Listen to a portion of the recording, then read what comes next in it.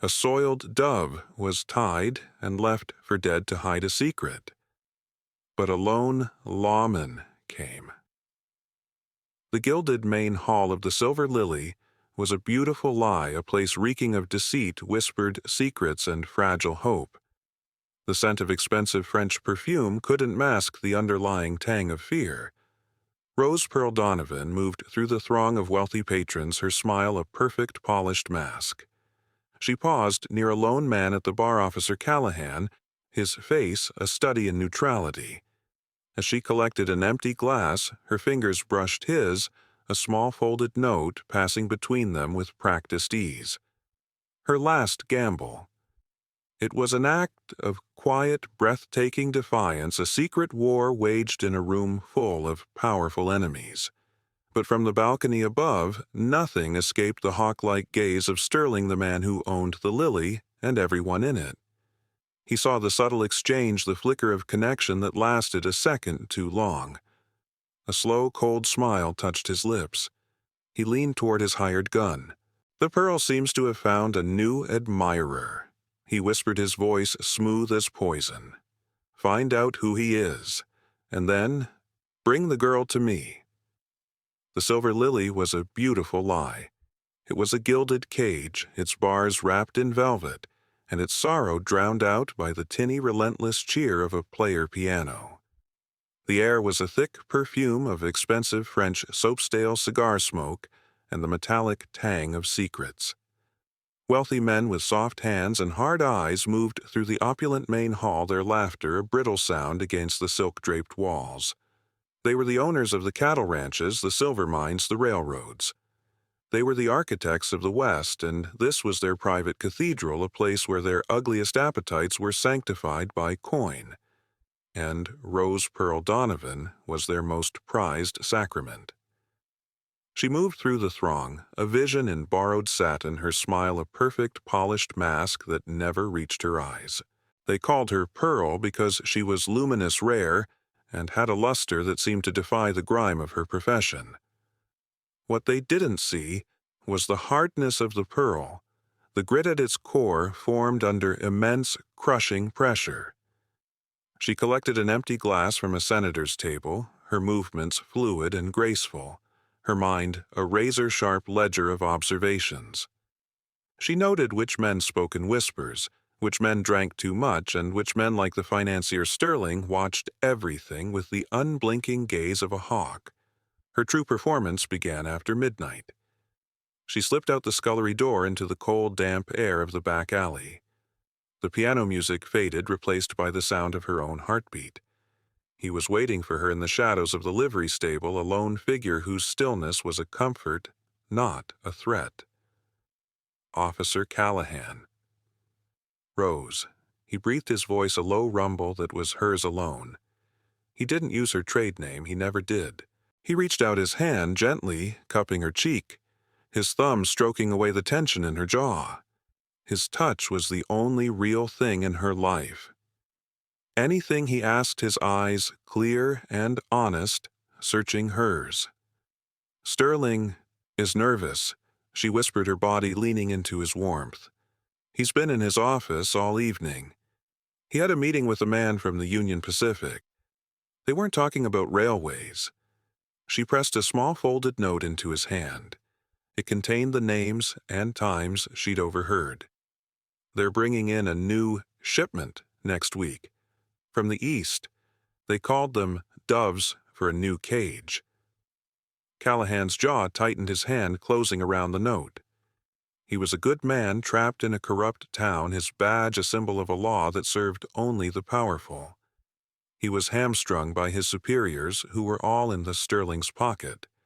Pearl was his only hope of building a case strong enough to bring in the marshals. She was his informant, his partner, and the risk she was taking was a constant gnawing fear in his gut. "It's too dangerous, Rose. This is getting bigger than we thought." "It was always this big," she countered softly. "We just couldn't see the edges before." She looked up at him, her painted smile gone, leaving only a raw vulnerability. "The girls who arrive next week, they'll be trapped just like us. We have to find the book Callahan, the real one, the one that proves we're not debtors, the one that proves we're slaves." He pulled a small tarnished brass key from his pocket. "The night watchman is one of Sterling's men, but he's a drunk. He leaves his post between 3 and 4 in the morning to get a drink at the saloon down the street. It's the only window you'll have. This key. It opens the back office." He pressed it into her palm. It felt impossibly heavy. "If you're not out by the time the church bell rings for 4, I'm coming in. To hell with the consequences." "You can't," she insisted, her voice tight with fear for him. "They'll kill you. They'll have to be faster than me," he said, his expression grim. He leaned in and kissed her, a desperate, stolen moment that was both a promise and a prayer. "Be careful, Rose." Then he was gone, melting back into the shadows, leaving her alone with the key and the terrible weight of their plan. Returning to the brothel was like stepping back into a fever dream. The clock on the wall ticked toward 3. Pearl moved through the silent gilded hallways, a ghost in her own prison. She reached Sterling's office, the key feeling like ice in her trembling hand. The lock turned with a soft, oily click that sounded like a gunshot in the silence. The office was a reflection of the man, opulent, orderly, and utterly soulless. A massive oak desk stood polished to a mirror sheen. The air smelled of leather and power. She moved quickly, her heart a frantic drum against her ribs. She checked the drawers. Nothing but contracts, deeds, the legitimate face of his empire. The wall safe was impossible. Where would he keep a secret so dark? Her eyes scanned the room, landing on the bookshelf. It was filled with expensive leather-bound volumes that had clearly never been read. But one book, a thick volume on maritime law, was pushed back a fraction of an inch more than the others. Her breath caught. She pulled it. It wasn't a book. It was a box, its spine a clever facade. Inside, nestled on dark velvet, was another smaller ledger bound not in fine leather but in plain, functional black hide. Her hands shook as she opened it. It wasn't filled with numbers. It was filled with names. Women's names. Beside each name was a price, a date of acquisition, and a destination. New Orleans, San Francisco, the Silver Lily. It was the Smoking Gun. The truth of their beautiful gilded cage laid bare in cold, neat columns of ink. She had found it. She tucked the ledger into the hidden pockets of her dress, her mind racing. She could feel triumph warring with a terror so profound it made her dizzy. She had the proof. Now she just had to live long enough to use it. She crept back to her own room, her mission complete. She walked to the window that faced the alley where Callahan would be watching, waiting. According to their plan, a single red rose in the window meant the mission was a success, and she would meet him at the rendezvous. A white rose meant it had failed, and he was to run. With a hand that was surprisingly steady, she took the single blood-red rose from the vase on her nightstand and placed it on the sill, its petals a stark promise against the dark glass. The signal was sent. The final act had begun. The red rose on the windowsill was a promise, a declaration, a single drop of blood against the dark, grimy glass. It was a signal to Callahan, waiting in the alley below, that the final desperate gambit was in motion. Freedom was just a few stolen hours away. Pearl's heart, a frantic bird in the cage of her ribs, beat a rhythm of terror and intoxicating hope. She smoothed the hidden bulk of the ledger beneath her dress, the book a warm, heavy weight against her skin. It was the key to her cage, and she could almost taste the clean air of a world beyond these velvet walls. She prepared to slip out to make her way to the rendezvous. That was when the front doors of the Silver Lily burst open. It wasn't a patron's arrival. This was an entrance. Sterling, flanked by 4 of his stone-faced enforcers, strode into the main hall as if he owned the very air within it. Which of course he did. The music from the player piano seemed to falter. The forced laughter died in the throats of the women. A sudden oppressive silence fell, the kind that precedes an execution. Sterling didn't raise his voice. He didn't have to. He moved to the center of the room, his cold gaze sweeping over his assets, lingering for a fraction of a second too long on each woman, a silent accounting. A surprise inspection, he announced to the room, his voice smooth and pleasant, yet carrying an edge of pure menace. It seems we may have a security breach. My associates will be ensuring all of our investments are secure, room by room. Pearl froze, the blood draining from her face. It couldn't be a coincidence. He knew. Or he suspected. The promise of freedom so close just moments before vanished like smoke. The walls of her world, which had seemed on the verge of crumbling, were now closing in stone by heavy stone. She had minutes at most. She turned and fled back to her room, her mind racing. The ledger beneath her dress suddenly felt like a block of burning lead. She couldn't have it on her when they came. To be found with it was a death sentence. She locked her door, her breath coming in shallow gasps. Her eyes darted around the small, opulently appointed room. It was a beautiful prison, but a prison nonetheless, with nowhere to hide. Under the plush mattress, the first place they would look. Behind the heavy velvet curtains, childish. She needed a place born of desperation, a secret known only to the captive. Her gaze fell upon the small wash basin stand in the corner. Years ago, during a listless, hopeless afternoon, she had discovered it, a single floorboard beneath the stand that was slightly warped, its nails rusted through, a forgotten flaw in the perfection of her cage. She could hear the heavy, methodical footsteps in the hall moving from door to door. Getting closer. With frantic, desperate strength, she dragged the heavy porcelain basin aside. She dug her fingernails into the crack of the floorboard, prying it up with a low, groaning shriek of wood. Beneath it was a dark, cobweb-filled space, a tomb for a secret. Chairs. She pulled the ledger from her dress, its black hide a stark contrast to the shimmering satin. For a second, she clutched it to her chest, the weight of a dozen women's lives in her hands. Then, she placed it in the darkness, laid it to rest among the spiders and the dust. She forced the board back into place, sliding the heavy basin stand over it just as the footsteps stopped outside her door. A polite, almost gentle knock. It was more terrifying than a battering ram. "Pearl, my dear," came Sterling's voice, smooth as poison. "May I come in?" She took a single deep breath, composing her face into a mask of placid obedience. She opened the door. Sterling stood there, a faint, cruel smile playing on his lips. He stepped inside his presence, seeming to shrink the room. "You've been quiet tonight, Pearl."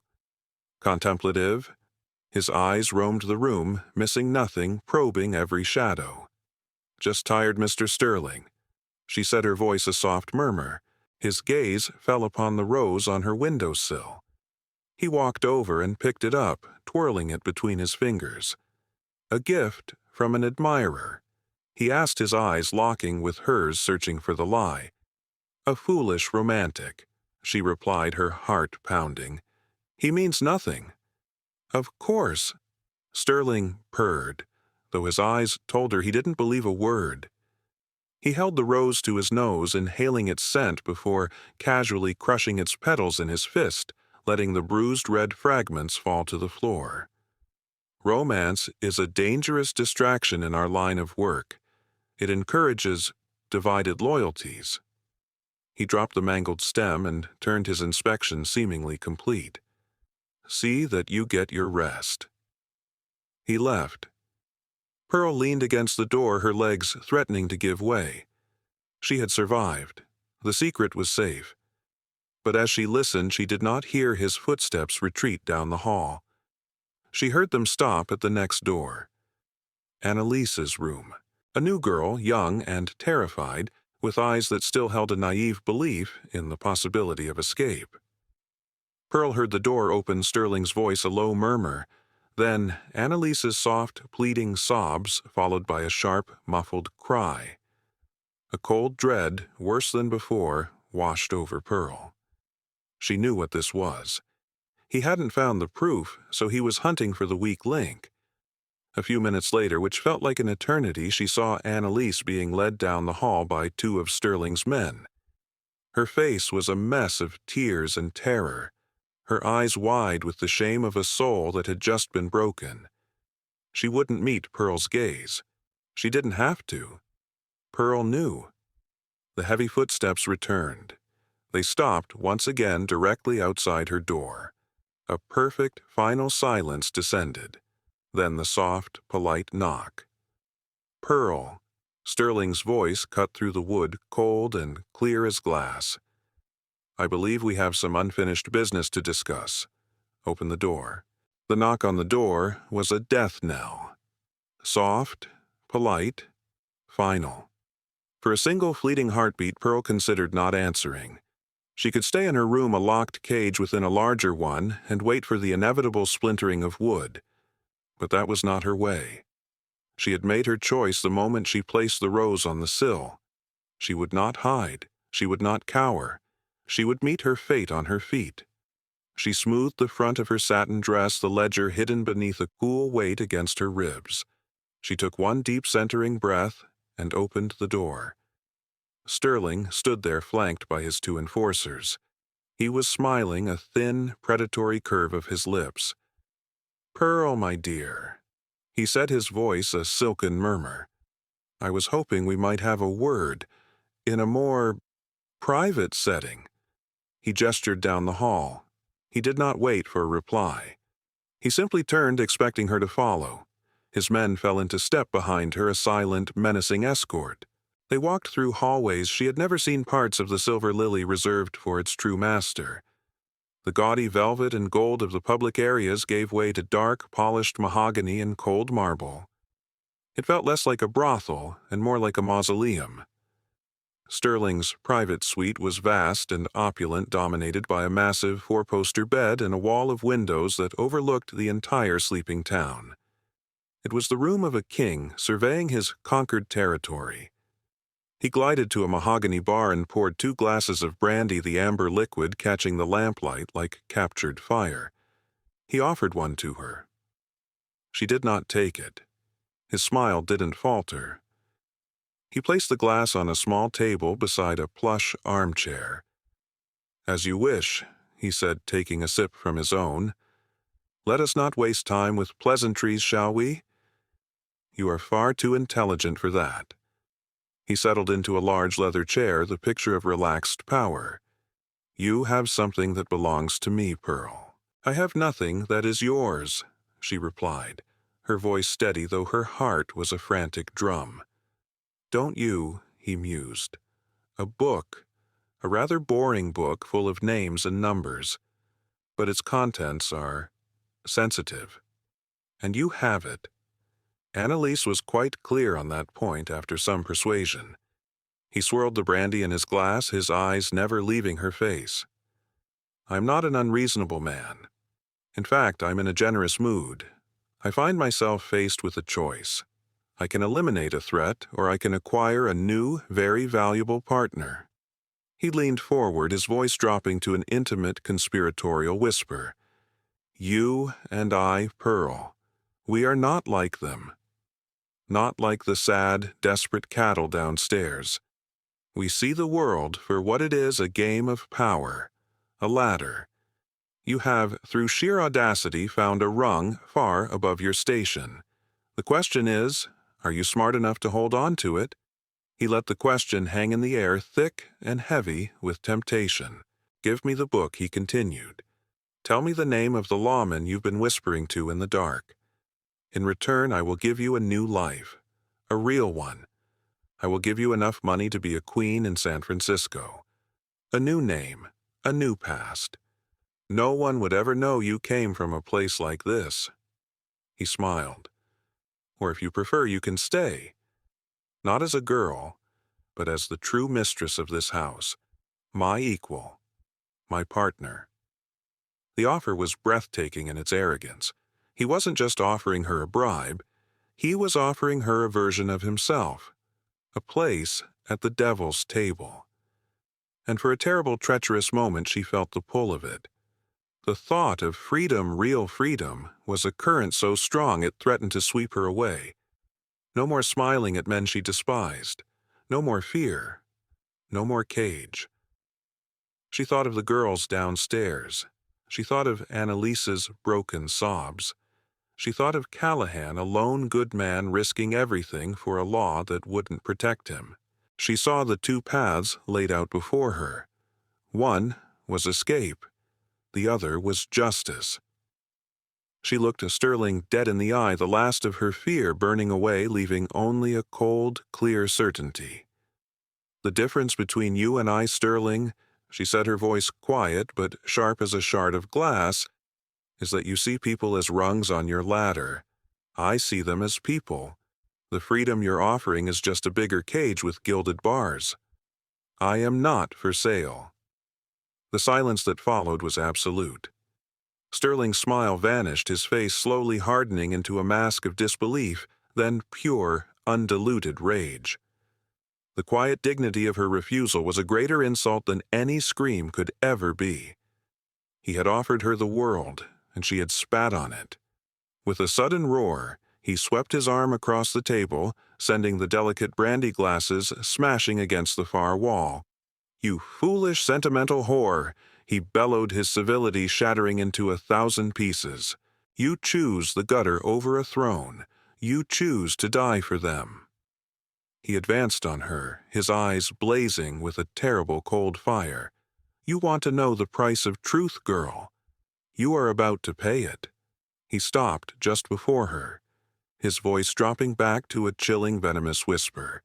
"And you will pay it in installments until you beg me to stop." He turned to his men who had been watching him passive. His command was simple, brutal, and final. "Tie her to the bed. She will tell us where the book is, and she will give us the name of her lawman before the sun comes up. One way or another." The alley stank of stale beer and desperation. It was a river of shadows flowing between the backs of the town's respectable facades, and it was here in the darkness that Officer Callahan waited. The rendezvous point was a small secluded alcove behind the bakery, a place that usually smelled of cooling bread, but tonight only smelled of dread. He checked his pocket watch for the 10th time. The hands had crept past the agreed-upon hour. She was late. Pearl was never late. Punctuality was a tool of survival in her world, a discipline she adhered to with the same focus she applied to the high wire. Her absence was not a delay. It was a scream in the silence. Callahan felt a cold knot tighten in his gut. The plan, so fragile and fraught with risk, had broken. The signal, the red rose in the window, had been a beacon of hope. Now it felt like a trap that had been sprung. He paced the length of the alley, his boots crunching softly on the gravel, the sound unnaturally loud in the quiet of the late night. He imagined 100 different horrors, a chance discovery, a betrayal. He saw Sterling's cold, smiling face and felt a surge of pure, helpless rage. He was the law, but in this town the law was just another one of Sterling's possessions. He, Callahan, was a sheriff in a kingdom where the king himself was the greatest criminal. His hand went to his coat pocket, his fingers closing around a small, smooth piece of sea glass worn milky white by the tides. Pearl had given it to him during one of their first secret meetings. "It's a piece of the ocean," she'd said, her voice a soft murmur. "So you can remember, there's a world bigger than this valley." It was a promise of a future, a small, tangible piece of hope. Now it felt like a shard of ice in his palm. He could wait no longer. He abandoned the alley and strode through the sleeping town toward the police station. The building, a squat brick symbol of order, felt like a mockery tonight. He found his superior police chief Miller, a man whose spine had long ago been replaced by a stack of Sterling's gold coins hunched over paperwork under the glow of a single oil lamp. Chief Callahan set his voice tight, trying to keep the desperation at bay. "I need a warrant. An emergency warrant for the Silver Lily." Miller looked up slowly, his eyes weary and disinterested. He took a long drag from his cigar. "On what grounds, Callahan?" "One of the girls shortchanged a customer. I have a reliable informant." Callahan pressed his hands clenched into fists. "There's reason to believe a woman is being held against her will, in imminent danger." The chief leaned back, a plume of smoke obscuring his face. "An informant, an unnamed source from that establishment. You know the rules, son. We don't interfere with Mr. Sterling's private business affairs. He is the lifeblood of this town. This isn't business, it's a crime." Callahan's voice rose, the control finally snapping. "I know what he's doing in there, what he's doing to those women." A flicker of something pity, perhaps, or the ghost of his own long-dead conscience passed through Miller's eyes. "Some doors are best left unopened." "Callahan," he said, his voice softening into a tone of paternalistic warning, "for the good of the town, and for your own good. You have a promising career. Don't throw it away chasing shadows." "I'm not chasing shadows," Callahan said, his voice low and dangerous. "And a woman's life is in danger. I'm going in with or without your signature." The chief's demeanor changed instantly. The weariness vanished, replaced by cold, hard authority. He stood up, placing both hands flat on his desk. "You will do no such thing. Your informant is likely a hysterical prostitute looking for attention. Mr. Sterling is a respected citizen. You go near the Silver Lily tonight, Callahan, and you are not just losing your badge, you are losing your liberty. I will have you in a cell for inciting public unrest before you can blink. Am I absolutely clear?" The words were a wall, a final insurmountable barrier of corrupted power. Callahan stared at the man who was supposed to be his ally, his commander, and saw only another one of Sterling's enforcers, this one dressed in the blue of the law. He didn't say another word. He simply turned and walked out, the chief's final venomous warning following him. "Go home, Callahan. Sleep it off." He returned not to his lonely boarding house room, but to his small, quiet office. He stood in the center of the room, surrounded by the symbols of the life he had chosen. The law books on the shelf, the maps of the county on the wall, the neatly stacked reports of petty thefts and drunken brawls. It all felt like a child's game. A lie. He looked at his reflection in the dark glass of the window. He saw a man in a uniform trapped. He thought of Pearl, of her courage, her quiet defiance. She had trusted him. She had placed her life and the lives of all those other women in his hands, and the law he had sworn to uphold was forcing him to let her die. His hand went back to the sea glass in his pocket. He pulled it out, its smooth surface cool against his skin. A world bigger than this valley. Her world was now a single terrified room. A choice had to be made. Between the law and justice. Between his duty and his heart. With a slow, deliberate movement, he unpinned the silver star from his chest. He placed it carefully on his desk, its polished surface glinting in the lamplight. It looked small and powerless. He then walked to his gun locker, took out his service revolver, and checked the chambers. They were full. He holstered the weapon. The weight of it at his hip was a familiar, grim comfort. He was no longer Officer Callahan. He was just a man with a promise to keep. He didn't use the front door. He slipped out the back window of the station, a shadow breaking the very laws he had sworn to protect. He melted into the back alleys, his path lit by a cold, distant moon. Ahead, perched on the hill like a malevolent jewel, the lights of the Silver Lily glowed, mocking the darkness. It was a fortress, and he was going to tear it down with his bare hands if he had to. Time ceased to exist. There was only the rough texture of the ropes on her wrists, the suffocating darkness of the suite, and the rhythmic heavy tread of the guard pacing outside her door. Each footstep was a tick of a clock counting down to her own demise. Pearl lay still, her eyes open in the gloom, her mind a cold, quiet battlefield where fear and resolve were locked in a final desperate struggle. She would not scream. She would not beg. She would give Sterling nothing. Then a new sound cut through the silence. A muffled shout from the outer suite, a heavy, sickening thud like a sack of grain hitting the floor. The guard outside her door yelled, "What?" In the before, his voice was cut off with a choked, gurgling cry. Pearl's heart seized. Hope, a dangerous and exquisitely painful thing, ignited in her chest. The main door to the suite crashed open. More shouts, the sound of a struggle of desperate grunting men, and the sharp, ugly crack of bone hitting bone. A lamp was knocked over its glass, shattering on the marble floor. The bedroom door, her prison door, burst inward, torn from its hinges. A figure stood silhouetted against the dim light from the hall. He was breathing heavily. His knuckles were bloody, but he was standing. Callahan. She breathed the name, a prayer she hadn't dared to whisper. He was across the room in 3 long strides, a knife already in his hand.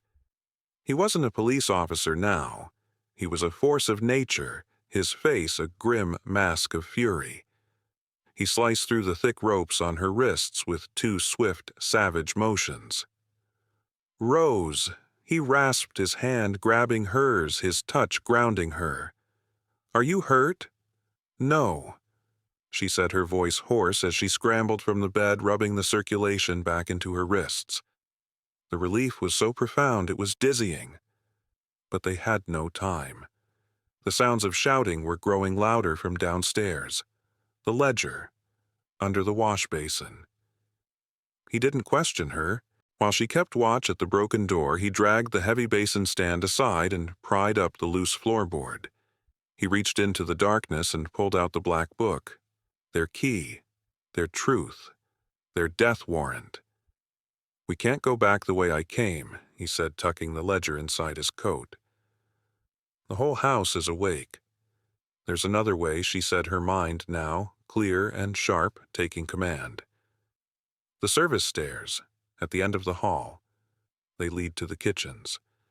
They moved together, 2 shadows in a collapsing world. They crept down the narrow, dark hallway, the sounds of Sterling's men roaring from the main staircase behind them. A gunshot cracked the bullet, splintering the doorframe beside Pearl's head. She didn't flinch. They were team partners in a desperate dance.